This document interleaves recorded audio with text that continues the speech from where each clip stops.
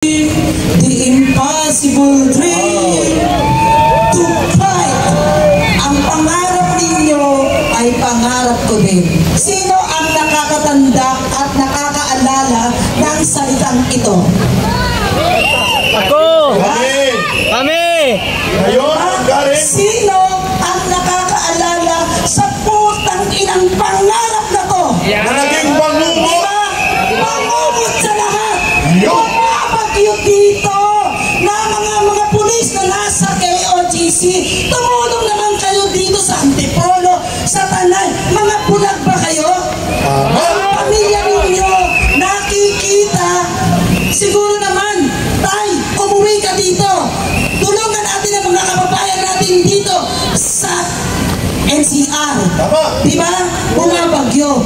Pero si Tambaluslos bumabagyo ng ayuda cash. Pera ng taong bayan. Pera ng taong bayan yun. Hindi niya pera yun. Diba? Ako ay isang ina. Diba? Isang lola. Lola na ako. Diba? Ang asawa ko ay bangag. Kung bangag ang asawa ko, ano ang dapat kong gawin? Katulad ng sabi ni Brother Oliver nung isang gabi. Alam ninyo, from the start, nag-start itong Liwasan Bonifacio pang 11 araw, lahat ng nagsasalita rito, kino-congratulate ko. Alam niyo kung bakit? Kasi sinasabi nila, ibinibigay nila, iginigising nila ang mga isip at puso ng taong bayan para maliwanagan kung ano ang nangyayari. Kaya maraming salamat sa SMNI. Araw-araw namin kayo pasasalamatan mga vlogger na mismo sila naglalabas piso ng kanilang mga hinahin. Diba? Ma'am, BP, Sara.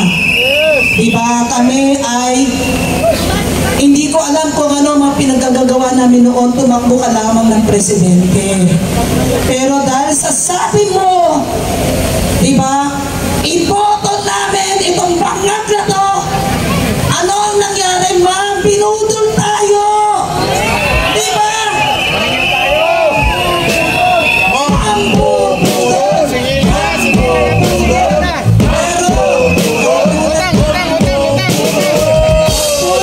Sinabi ng ating vlogger na si BMR, makakapal talaga ang mga muka. Kapal ng mukha! Kapal ng mukha! Walang hiya! Walang hiya! Walang hiya! Walang hiya! Walang hiya! Alam mo, pinapanood ako ng apo ko, pamangkin ko. Nakikita nila, nagmumura ako dito. Nagmumura ang puso't isipan ko. Bakit may gobyerno pa ba tayo? Nakatao pa ba ang nangyayari? Ako nagtanong sa mga lawyer, dahil ako hindi graduate. Nagtanong ako sa mga lawyer. Alam mo, isa lang ang sinasabi ng mga lawyer. Hindi makatao ang ginagawa ni, ano ba tawag doon, General Torre? Meron ba siyang karapatan na tawaging General? Diba? Wala ka bang apo? Wala ka bang anak? Nung isang araw ay sumigaw dito ang Batanggenyo. 3 anak niya na pinag-aral ni Pastor Kibuloy. Hindi mayaman yung taga-Batanggenyo. Dinudurog ang puso ko ng bawat nagsasalita ng Marcos resign. Marcos, alis-alis dyan. Marcos, alis ka na! Layas! Marcos, alis ka na! Layas! Marcos, alis ka na! Layas! Napakaganda ng lugar na to. Ibinigay sa atin to ng Panginoong Diyos para magsama-sama tayo lahat dito para ilabas ang ating mga hinahin. Umulan, bumagyo. Meron tayong mga vlogger at mga media na nandito na pwedeng marinig nila kasi hindi nila alam kung ano ang nangyayari sa gobyernong ito. Kaya ang alam ko, Mr. President, Ma'am Amy, Senator Amy, kapatid mo yan. Yung mga binabalita mo, ako na, ayaw ko na magbasa eh. Bakit mo sinasabi yun? Bakit hindi mo kausapin ang kapatid mo? Lumayas na! Lumayas ka na sa pwesto na yan. Dahil ang kaibigan ko si Bibi Sara ay pinudol ninyo. Diba?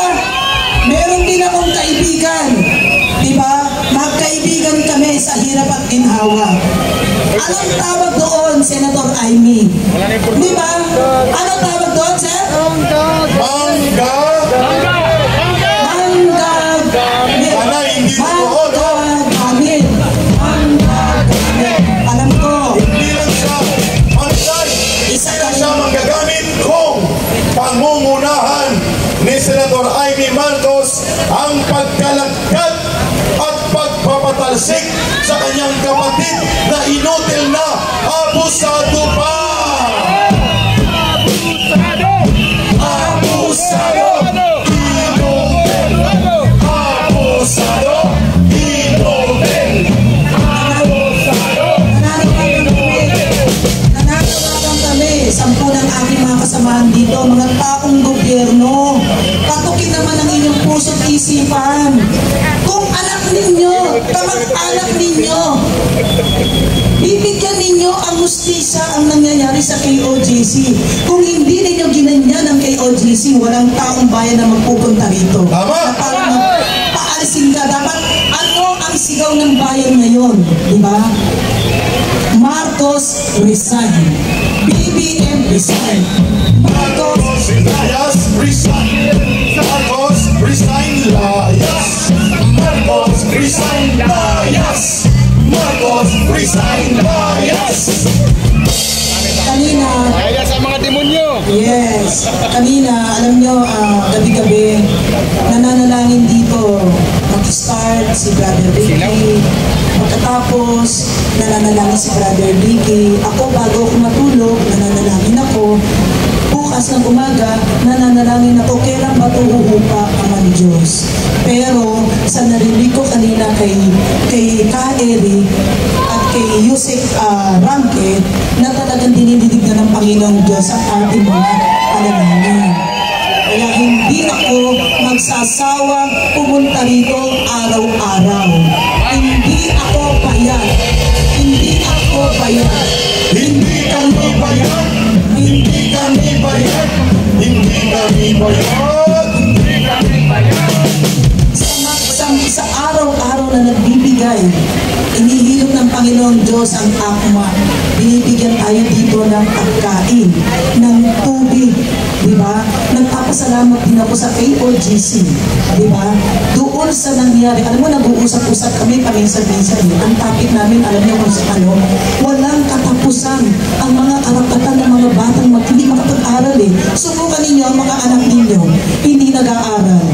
Di ba? Sa KOGC, tignan ninyo, yung mga estudyante doon, hindi ko alam kung hanggang ngayon kung ano na nangyayari. Ang mga kabataan, ang pag-asa ng bayan.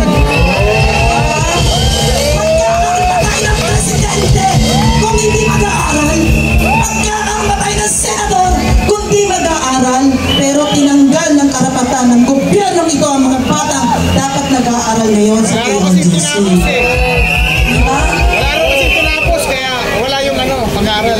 Laki sa layaw, Jeff Brooks. Diba? Alam niyo, si Bibi Sara, diba? Laki sa hirap. Diba? Sa kanya ko nakita ang maglingkod sa bayan ito. Diba? Wala sa bangag na to. Diba? Alam mo kung ako anak ni Bangag, wala na akong mukhang ipakita sa classmate ko, diba, sa kapitbahay ko, hindi na ako lalabas ng bahay. Dahil pag lumabas ako ng bahay, ultimong magbabalot, nagtitinda ng balot, fishball, ako, pag nakikita ang mukha ko, kumusta na ba si Bangag? Kumusta ng pulburon? Singhot pulburon. Singhot pulburon. Singhot pulburon. Singhot pulburon. Singhot pulburon. Singhot pulburon. Of course, nagpapasalamat din ako sa KOGC dahil binigyan kami ng pagkakataon dito dito sa lugar na to. Diba? Pinayagan nila kami na sabihin namin at ihayag namin kasama ng mga nagsalita magmula sa umpisa hanggang ngayon ang ating mga hinahiling sa gobyernong ito. Tuloy-tuloy lang tayo magpunta dito dahil dito nananalangin tayo. Diba? Tuloy-tuloy lang tayo dito. Dito, safe tayo. May nadisgrasya ba dito? Dito, diba? Wala.